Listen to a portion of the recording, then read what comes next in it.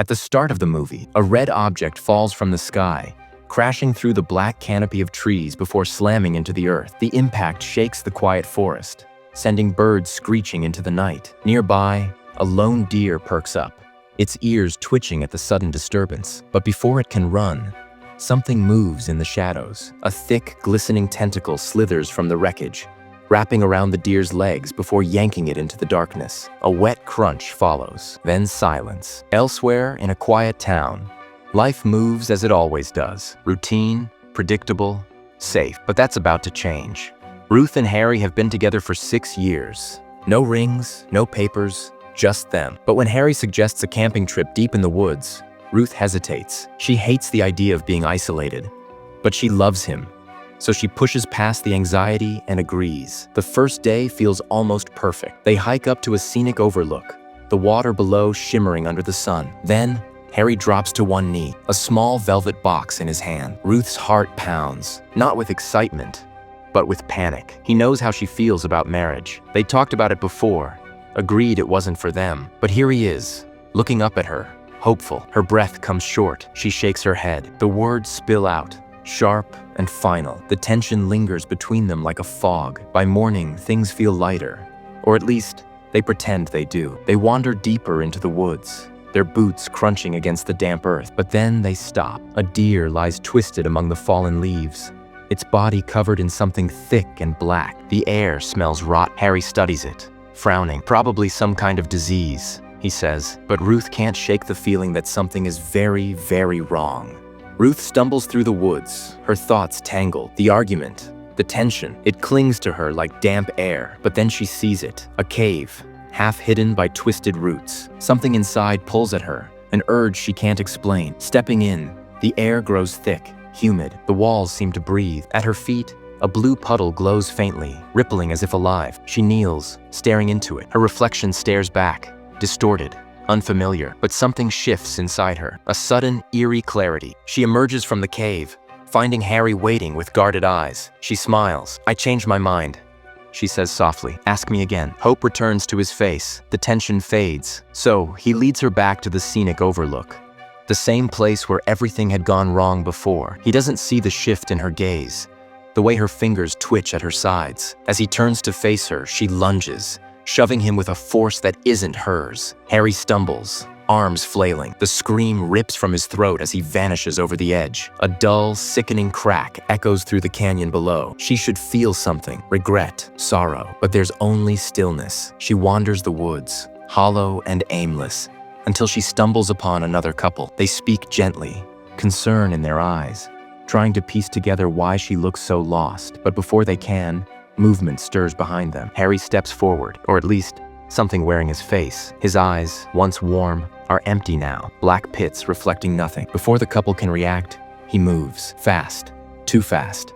The woods erupt with screams, then silence again. Ruth had known the truth before she ever left the cave. When she first stepped inside, when the blue puddle pulsed beneath her fingertips, she saw it, Harry's real body, wrapped tight in a cocoon of something thick and glistening, his face frozen in an expression of horror. The man who had hiked beside her, the one who had held her hand, proposed to her, smiled at her. It wasn't him. It had never been him. But she played along, because what else could she do? Now, standing in the dim light of the forest, she watches the thing wearing Harry's skin. It moves like him, speaks like him, but something in its eyes flickers, like a broken reflection of the man she once loved. It should have killed her already, but it hasn't. It steps closer, studying her with something almost hesitant, confused. Its fingers twitch as if struggling against something unseen. It absorbed his memories, his mannerisms, but it also absorbed his love for her. And love is something it has never known, something it cannot understand. It was supposed to be a perfect imitation, a predator that takes, that destroys, but now it hesitates. And Ruth, heart pounding, realizes something terrifying. It doesn't know what to do with her. The alien leads Ruth through the thick, whispering trees until they break free onto a stretch of empty beach. The wind howls, salt thick in the air, and there it is, a sleek, metallic spacecraft resting on the sand, humming with an unnatural energy. The sight alone sends a shiver through her bones. It turns to her, voice calm, almost inviting. It tells her the truth. Earth is doomed. Others like it are coming, but she doesn't have to stay. She can leave this dying world behind, escape with it to a new planet, a new life. But Ruth isn't running, not anymore. She moves before it can react, driving a blade deep into its chest. Thick, dark fluid oozes from the wound, but it doesn't fall. So she runs, straight into the waves. The alien follows, but the water swirls red, and something stirs beneath the surface. A shark, drawn by the scent of its blood, surges upward with teeth like jagged knives. Ruth uses the chaos to escape, pushing through the waves, gasping as she reaches the shore. But the alien is relentless. It tears through the shark, its strength monstrous. The moment she thinks she's safe, it's there. Too fast, too strong. She barely has time to scream before the world goes black. She wakes, trapped. The cocoon tightens around her, thick and suffocating. Outside, the alien stands, its form shifting, twisting. It takes her face, her voice, but something goes wrong. It staggers, its breath uneven, a tremor in its hands. It didn't just take her shape, it took everything.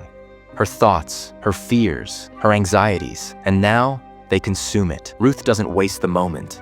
She rips free, her body aching, lungs burning. She lunges, snatching up a jagged rock and bringing it down with every ounce of strength she has left, again and again, until the thing that wore her face is still. She runs.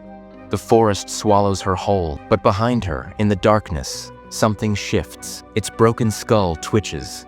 Its flesh begins to reform. Ruth stumbles her way through the woods, disoriented, her mind a whirlwind of fear and disbelief. She's soaked, exhausted, but something drives her forward, survival. She pushes through the trees, desperate for any sign of safety. Finally, the parking area comes into view, the familiar sight of her car, a small comfort in the chaos of her mind. She doesn't think, just starts the engine, slamming her foot on the gas. The tires screech, the headlights cutting through the dark like a lifeline. But as she speeds down the road, a voice crackles to life through the car radio. It's him, the alien. It speaks to her, its words cold and twisted, a reminder that it's still out there, waiting. But there's no escaping now. The sky above her darkens, and as she glances up, she sees them. Red objects falling from the heavens. One, then another, then hundreds, raining down like fire. The invasion has begun. Ruth's grip tightens on the wheel, her heart pounding in her chest. She can't outrun this. She can't escape, but she doesn't stop. Not yet. So, which awesome movie should we recap next? Drop your suggestions in the comments below and let's make it happen. Don't forget to smash that subscribe button so you never miss out on our movie recaps. We've got plenty more coming your way. Thanks for watching and see you next time. Produced by Warner Movie Recaps.